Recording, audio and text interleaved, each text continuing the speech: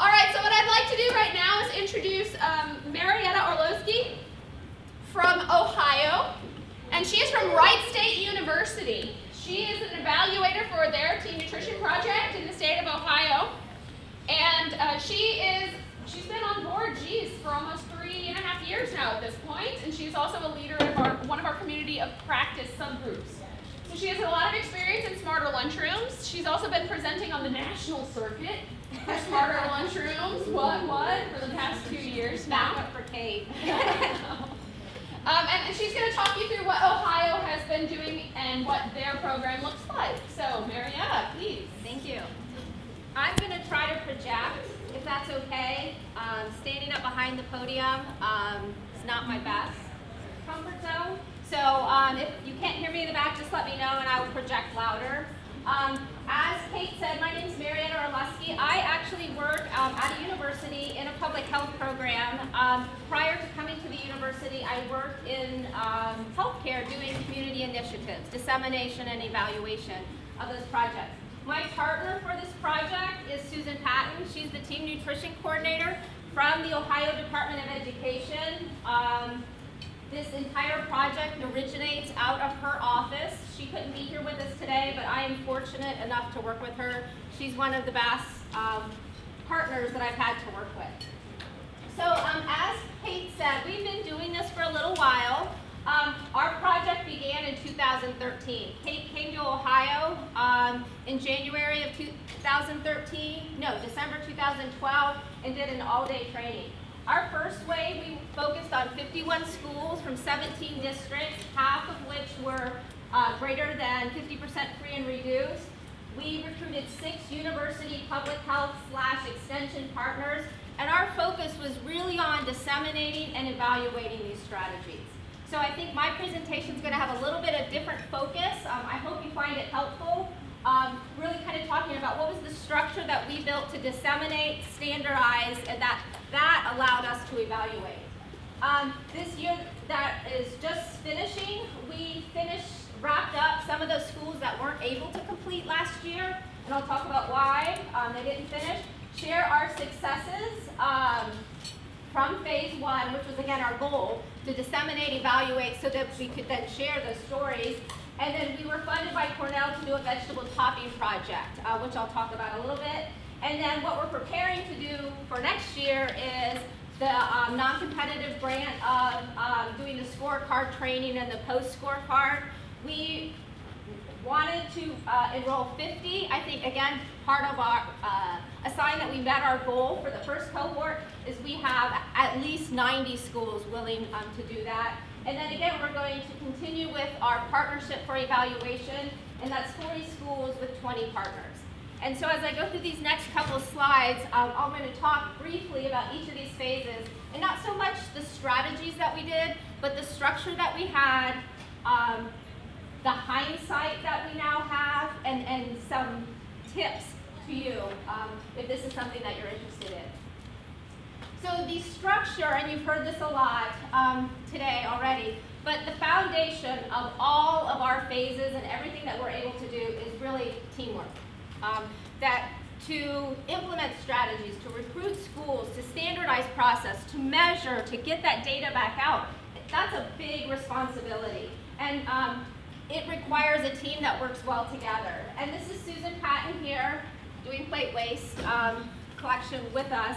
But she really is the heart of our team. This project originates out of her office, and what she is responsible for is recruiting the schools, all the financial contracting that goes with it, the training that goes with it, and so that's her primary responsibility. Our second big group of partners, obviously, is our schools. And they are the content experts, they are our motivation, they are our inspiration, and they are, this is Laura Hayes on Ballpark Frank Day, which I'll show to you in a little bit. And then on the right-hand side is our third partners, which is more of my responsibility, in that we partnered with universities, public health, and extension agents. It started with universities to help us build this capacity. And that's really what my responsibility is that I train our evaluation partners, and I standardize the process, and then I get all the information back. So Susan and I really have kind of divided up our roles with the best interest of the schools in the middle. So this is kind of a look of our partnerships. We're fortunate in that we are a state that's pretty square, 200 by 200, with the State Department of Education right in the middle. So we're fortunate in that. But again, to even make it more manageable, we divided our states into 4 regions. And the red dots are actually where those university and public health partners are. And that's really where we began, is Susan reached out to universities, both public health as well as nutrition programs, and brought them on board. And then what we tried to do is recruit at least 10 schools in each of those regions.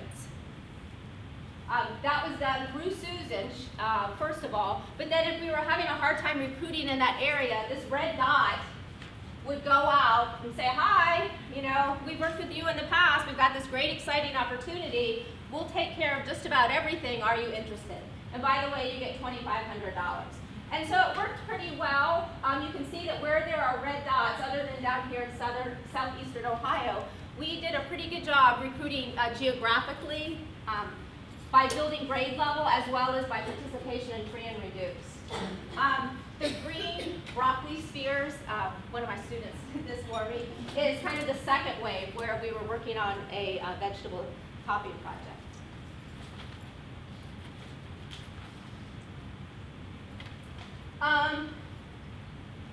So kind of here's just a list of the previous map. Again, our focus was first on training those partners. And the way that we trained them, I mentioned that Kate came to Ohio and we kicked it off with a face-to-face training. And that was the only face-to-face training that we had, even though, you know, it would have been manageable in the state of Ohio. So we did the face-to-face training, we did 3 webinars, and then we did monthly conference calls. The monthly conference calls were coordinated by me because it really wasn't about learning the strategies, it was more about standardizing what we were doing. And everyone would have a topic. We also developed protocol checklists so here's visit 1 checklist. Here's the stuff to do before. I think you can see an example, very similar to what California was able to do. And again, that was the idea to kind of bring us all together so that there was data that we could aggregate in the end. All of those checklists, templates, webinars, they were stored in a Dropbox.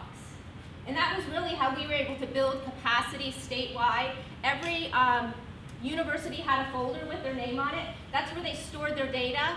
And then where we had folders by data collection forms, sample reports. And the Dropbox actually got quite large. From an evaluation standpoint, it was fabulous. Everything we needed was there. From an evaluation standpoint too, you could also go in and kind of see what was going on, who had posted their data, who hadn't, who had a completed checklist.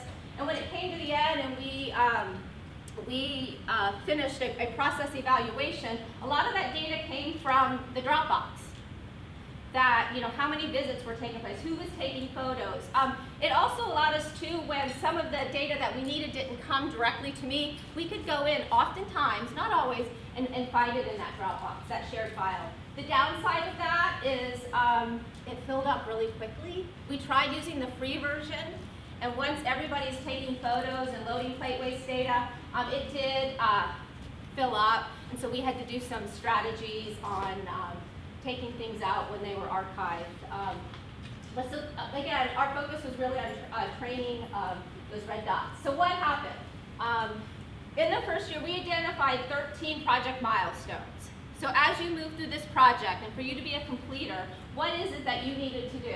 I already mentioned that we offered a mini grant, $2,500. Other people have mentioned it. You know, how you can use it is pretty prescriptive. By the USDA, the partnership match. Also in the spring, before we implemented, those university and public health partners and the students that they were working with would go in and they did the cafeteria observation.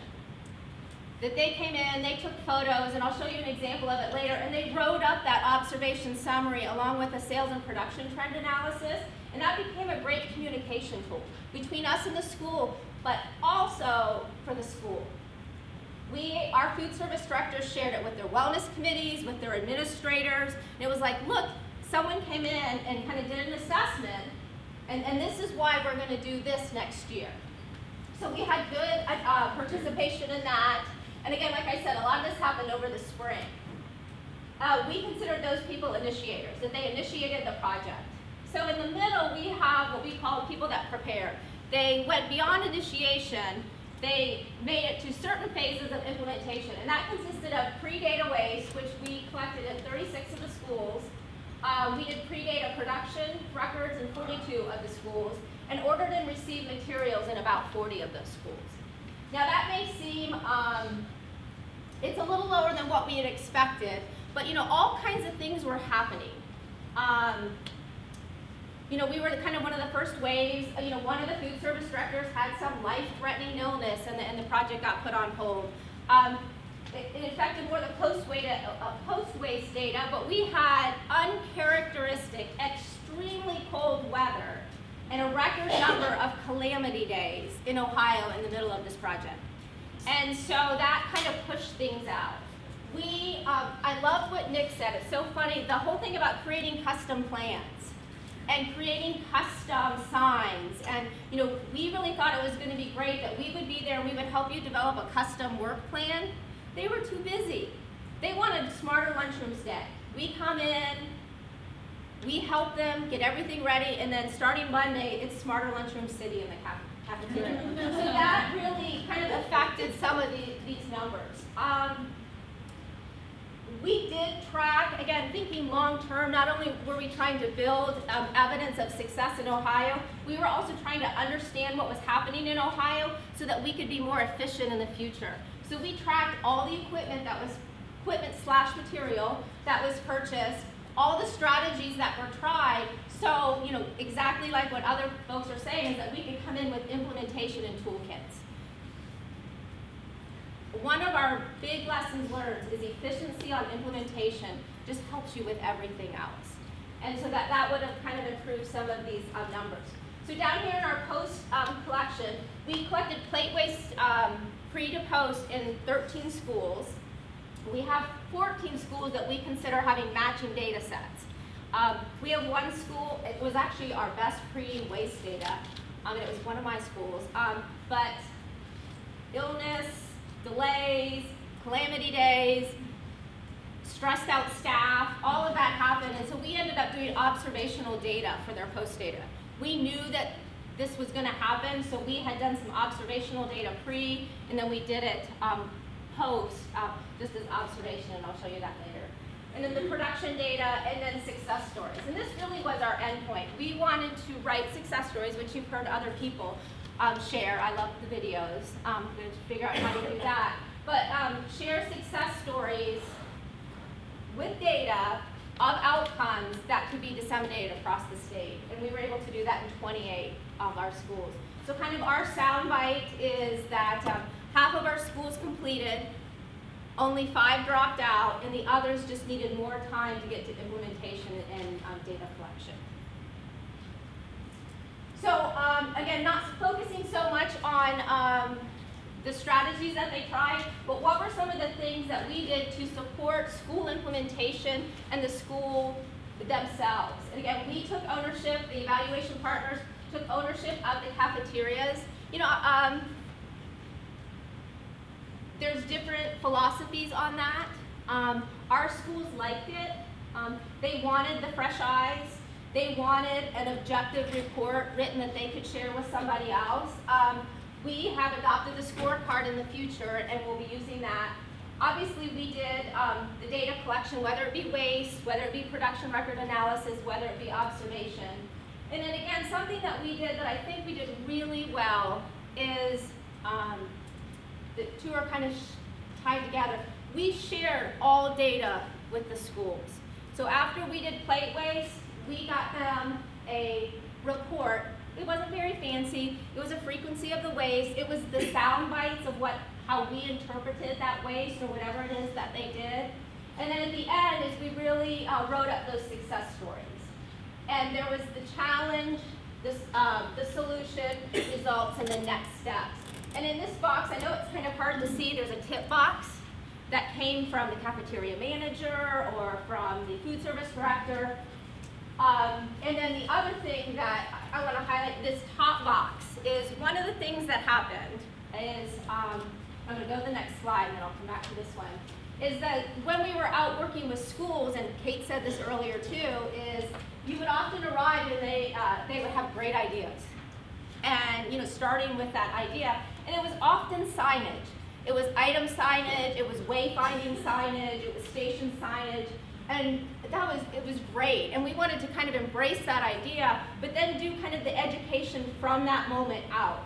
And so and these are all terms we've heard from Cornell, so we kind of developed this acronym of prime, place, and appeal. And so wherever they were on this, and I've seen other ones, I saw the can one that's recently come out of Cornell. But so we really started with wherever they were. If they wanted to do baskets, we would talk about, that was a placement strategy. And really talk about, okay, so this is great. How can we build that idea to get ideas that work synergistically together? So you want to do signage. Signage is great for priming the decision. And priming strategies, if you work in food service in a school cafeteria, that decision happens really quickly. Like, I almost want to time it, and I bet you it's less than 15 seconds. It's what can I grab and get out? And so, we really talked about priming strategies of signage, taste test photos, next day meals. And if that's where they were, the first thing that we would say is, okay, what are the food items or food item that we're targeting? Is it fruits? Is it vegetables? Is it milk? And get them to, because that's going to be our evaluation target. So what's the food item that we're targeting? And then how can we place that item strategically so it has the best chance of getting chosen? And we would talk about, is it first in line? Is it at eye level? Is it in multiple locations? All the things that you've heard about that you're going to hear more about. Can we make it the default in a combo meal, in a bundle? Can we bundle it? All the things to give it that best location. We've primed the choice, we've placed it strategically. And then lastly, how can we make it appealing? Can we do color contrasting? Can we name it? And so that's kind of, we hadn't planned to do that, but when we were out in schools, it was this conversation that we were having over and over again. So what we did is we tried to carry that through then to our success stories. And in this box, it says sparse, a lot of what I just said, and then it said, how did they prime the decision? How did they place the decision? And how did they make it most appealing? And we try to kind of keep repeating that from that educational standpoint. So that is this slide. And this is just another example of a slide that we use now on the road in Ohio, but from the success story. And you can see, this is Judy Hunter from Northridge School, and when we arrived, she's like, this salad bar, it was kind of quarantined off by a steel bar that was meant to kind of help manage students. And what it ended up doing is, it was not even in line. It was just a horrible placement. And that's where she started. And so then we started to have this discussion of, okay, so what are you going to try to accomplish from this? When we get to the end, what do you want to say is change? And she's like, I want kids to eat more fruits and vegetables. So we did that, and we said, okay, let's talk about how we can prime kids for the decision, place it, and make it appealing. And the before picture is just very institutional. Silver bins, not a lot of color contrast. This picture doesn't really do it justice. These serving bowls or just serving tins are just beautiful. They have a wavy texture to them, really sets off the color. Floor graphics, lunch starts here. The other thing that we did because of our partnership is I sent graduate students, and we did a kickoff week. We'd done our observation data because we weren't going to be able to do plate waste. And only 10 kids out of 460 used that salad bar. Yeah, and it was a beautiful salad. I mean, it had fresh fruits and vegetables. And so we thought, oh my gosh, they're not even going to know what to do with the salad bar. And so we placed our graduate students there. We kind of scripted some things, make a side, make a salad. They were community eligible, so it was take a taste. And during salad bar kickoff week, it went from 10, the high was 114, and it averaged out at 75. And so this is kind of an example of kind of how all of our strategies work together about having a food item goal, coaching around the three things, and then making sure that we could measure. Maybe it wasn't the ideal measure, like we were so disappointed we didn't have plate waste in the school. But hey, I totally understand why it didn't happen. And so we figured out plan B for that. Okay, so that was phase one. Phase two, which is we're just completing, is a vegetable-based topping. A couple interesting things about this project is it was the idea of a food service director from the first cohort, who we had just all learned a tremendous amount from her. And then we built the idea by working with other food service directors around the state. Last summer we had a booth at our SNA, and Susan Patton and I and a chef did different toppings. And we asked food service directors to come, taste them, and then score with their dots, and that's what these dots are. And then what the other Post-its are is, so tell me how you use vegetables not as a side, but to move them more to a more central location. And that was all these ideas that we were collecting, and the board goes down quite a bit further. And so from that, we built this project supported by Cornell, we appreciate that, where we take the least popular item in our data, which was the vegetable, and we put it with the most popular item, which was the pizza and the hot dog. And we said, you know, can we just increase the likelihood of that vegetable being chosen as well as consumed by putting it with the most popular item? And again, a lot of this came from the food service directors, and we developed Pizzazz Your Pizza, which we featured a Southwest pizza, and then like a school theme one, like Panther Special, which was green and yellow peppers, because that was their color, and things like that. And then Ballpark Frank Day, which featured the, this is a Chicago dog with cucumber relish, which scored really well at the taste testing, both of the SNA as well as we did a taste testing during the summer with kids. And then we did the Fenway Frank, which is coleslaw and baked beans. And then Funky Chicken, which crashed and burned, but you know, 2 out of 3 isn't bad. Totally crashed and burned. And it had the best scoring topping on it, which is like a broccoli slaw. Oh, it's so good. But that's okay. So we moved on. A couple points from this is we worked with 3 schools. So what do you think happened? We worked with 3 schools. Well, kind of jumping down here to outcomes. 1 was great. 1 was good. We'll say okay. The way that we tracked it is, so what we were interested in is the percentage of kids that ate at least a quarter cup of vegetables.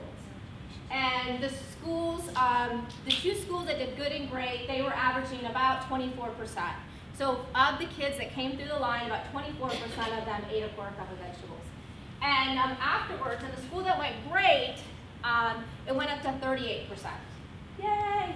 In the school that it did well, it went to 27%. But this is part of kind of what Kate was saying is about incremental change. Because we had multiple measures, selection went up really high in that good school, in that second school. But what had happened on the very last day of 12 data collection days is they didn't cup the pepper, so they weren't included in that last measure. And we went from like 20 kids using a topping to 70 kids using a topping. So we're working kind of with our statistical center to get a little better analysis. But I also wanted to make a learning point about that last school. The food service director was on board. The school really wasn't. And you know, that's a difficult conversation to have, and we didn't want to have it. We like to be the smiley, happy faces of smarter lunchrooms in Ohio. And so one of the things that we've done with a lot of our projects, which really helps us, is we call it a fidelity checklist. We just call it an implementation score. And so it's not us saying, you know, your cafeteria staff really didn't want to do this project. They, you know, one day we went, there wasn't even a vegetable topping. But so what we did is we scored every single day. And so on a score of 0 to 24, the great school, by the way, their average score was 24. The good school, their average score was in the low 20s. The school not so great, in the teens. And so, you know, that's something that when we think about a dissemination project, schools implement it differently. and think about ways that you can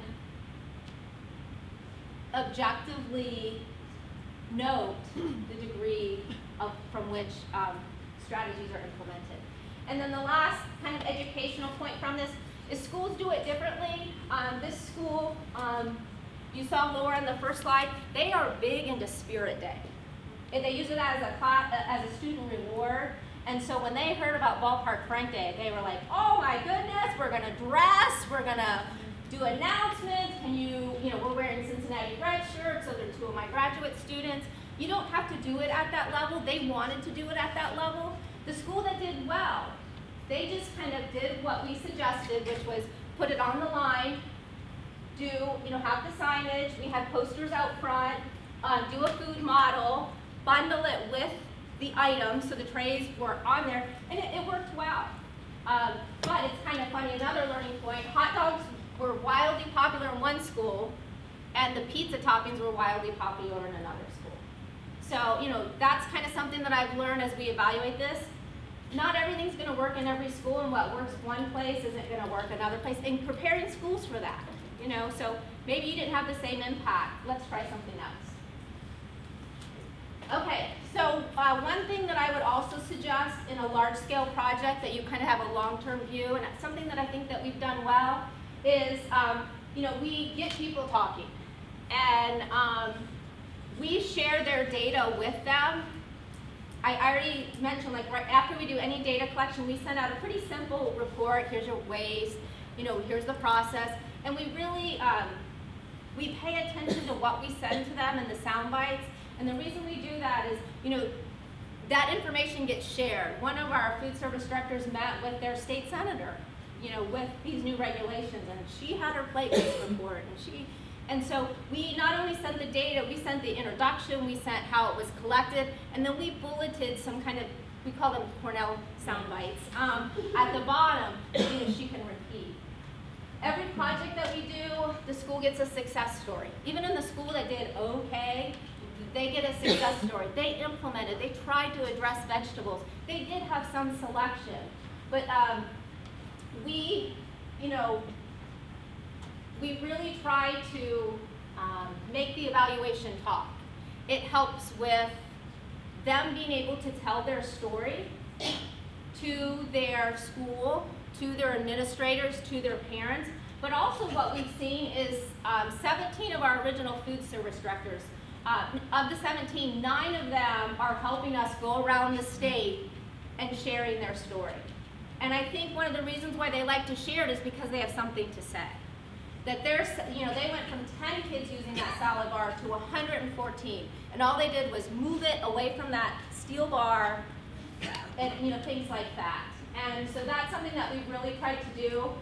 Just little tips. I tried to get my graduate students to write this. They did a great first draft, but really working on. I always remind myself that I don't know where this is going to end up. And so, making sure that it's clean and that it's very positive. It's always positive. And we always try to have a graph, and then pictures. One little tip is like formatting lines. Photos are great for taking away white space. Because some of these are 2 pages, some of them are 3. But this is really something to think about, is giving that story back to the schools. So I'm starting to wrap up. My wisdom to share with you, which I think you've heard all of it. And I think what's funny is I've heard all of it too when I sat here the first time. And then I guess I'm now here to kind of cast my vote for yes, that really is important. The power of photos. I just did like a little workshop a couple weeks ago with one of our original food service directors. And she said the one thing that she regrets is she didn't take better pre-photos. We get busy, we get rushed, we snap something that's kind of blurry or have a kid's heads in it or all kinds of things. But the power of photos for telling that story, and then also how we've used them. We've used them in our data collection. So we're looking at our waste from the first year. We coded 14,000 trays. And one of the things that we're looking at is variety. Sometimes it just says vegetable. We find the photo of the salad bar from that day, and we can use it that way. Planning for the unexpected, I'm sure you all know that. It never, ever, ever goes as planned, and that's part of the fun. Plate waste can be tricky. Tricky is probably not the right word, but I didn't know a better word. It's not that hard to collect, but as an evaluation measure, especially for fruits and vegetables. And this is my editorial. You know, our schools don't really care about the entree. Some of them really care about meal, but most of them care about two food categories, fruits and vegetables. And the big one is the vegetable, and it's the vegetable subgroups. And vegetable subgroups appear once a week maybe. Maybe 10% to less than 20% of kids may take that dark green or red orange subgroup. And so, you know, and if a potato product is on the menu, it throws off everything. And so we really tried to match menu days. I mean, we really tried, but things sell out, things don't arrive, and that can kind of impact some of the plate waste.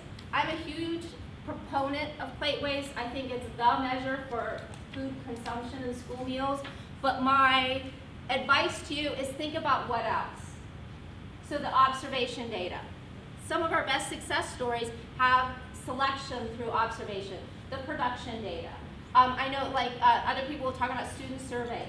It is a great measure, but it's great when it's surrounded and supported with other data. Celebrate each success. This is incremental change. The fact that schools are willing to try vegetable toppings, oh my gosh, we were thrilled. We ate cookies after our last plate waste selection. Just every little thing that moves you forward is something to celebrate for your team and for your school. Know your role. I am very clear on what my role is. I do not know child nutrition like Susan or the schools do. And that is something that I've had to coach students on as well. We use a lot of graduate students through my program.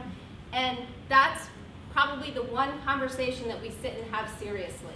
Like, we are there to collect data, to do it professionally, and then that's it. And we're not there as child nutrition experts, we're not there as kid experts, and we're not there as school experts. This is what our role is, and do that role well. And then, again, that's part of a functioning team. And then, again, from a large-scale project, we did this okay. I would give myself maybe a B, maybe a B minus. Just have a plan, track we developed an Excel spreadsheet where we tracked milestones, and it's amazing, just tracking the events that we've done. You know, we're doing a report on kind of the reach across Ohio, and we're having to go back through a lot of things, and I wish we hadn't. So really kind of think about how you're managing your records. Moving forward, similar to Nick and to California, we are trying to improve upon what we've done. We are doing the non-competitive, which is, the scorecard, and then we're going to do some training around that, and then have them do the scorecard again where they get $600. We are encouraging evaluation of their food item goals. My concern is with, and I think this is great. I think this brings a whole new level of participation to our initiative, but I worry that we won't get the same outcome data from this as we will from this. And we just need to be clear on that with people that are evaluating our progress. But on the left-hand side, we're doing a similar kind of model. We're doing fruit and vegetable consumption and meal participation. People can do the others, but this is what we see what the schools are interested in. It's what they're struggling with. It's what they're idea sharing when we all get together. We're going to do implementation guides, suggested materials, and encouraging them to do the measurement of particular food. The one thing that hasn't gone well with the recruitment is we tried something a little different. If something's working, you shouldn't tweak it. But we tried to recruit public health departments. I know. And those are my people. That's where I'm from. We identify, our state does a lot of community transformation grants, and part of that is nutrition and physical activity in schools. It's from the menu of things that they choose from. We're like, great! This is going to be great. We can work together. We just did not get buy-in. Even people that I know, some of my graduates, I'm called, hey, no. They thought of it as extra work. So one of the things that we're starting to do, Susan and I are doing a presentation next week at our state public health annual conference. I just think that that's a great opportunity. Public health, they're getting their CDC block grants or community transformation grants to work with schools. And we just haven't done a good job saying, this is a win-win-win, not extra work for you. So we are a little behind on our recruitment. I worry about what Nick said, that social media becomes like an abyss that you can't get out of.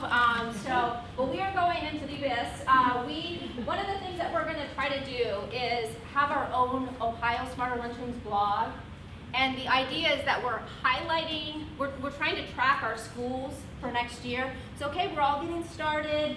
Do your Smarter Lunchrooms scorecard. Here's why you want to do it. And then here's the link out to the scorecard. The first blog was what is Smarter Lunchrooms, what is Smarter Lunchrooms Ohio, and here's the link to the 2-hour video. That we're really trying to kind of create that network of peers and share what they're doing through our blog. We'll put, we've developed tons of signage and things like that, and we're going to put that on there. So that's kind of our Smarter Lunchrooms Ohio. Thank you, Marietta.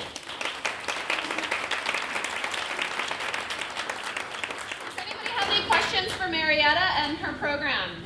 We got a couple here. Yes, right over here in the corner. Thank you so much. Oh, just kidding. Go, Michelle. So for the kind of ongoing, I was just wondering what it looks like. So you do all that in the first year. How are you following up with the school? So you go in and do all that and give them the report. What happens after that? So we informally, we just stay engaged with them. The way that the team nutrition funding is structured is we're trying to recruit additional schools. So we aren't going back into those original schools. I think we probably should, but I think the idea is that they can self-sustain it. We had another question over here. I just have a question about the Playboy studies that you do.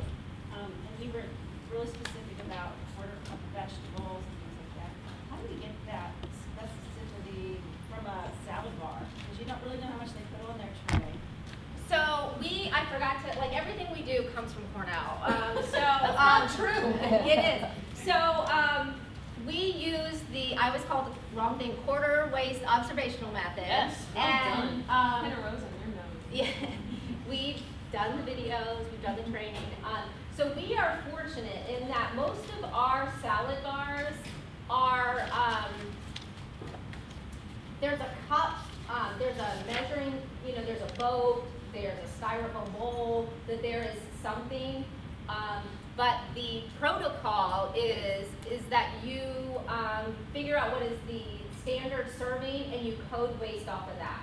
Meaning that you may overestimate in some instances, like the kid really didn't take the half cup, it was maybe a third of a cup, and that you underestimate it in other times, like maybe the kid did take 3/4 of a cup or something like that. So it's kind of trying to go down the middle. There's some great resources for play waste on their website. And tomorrow afternoon, we're actually going to cover research protocols like the quarter waste method.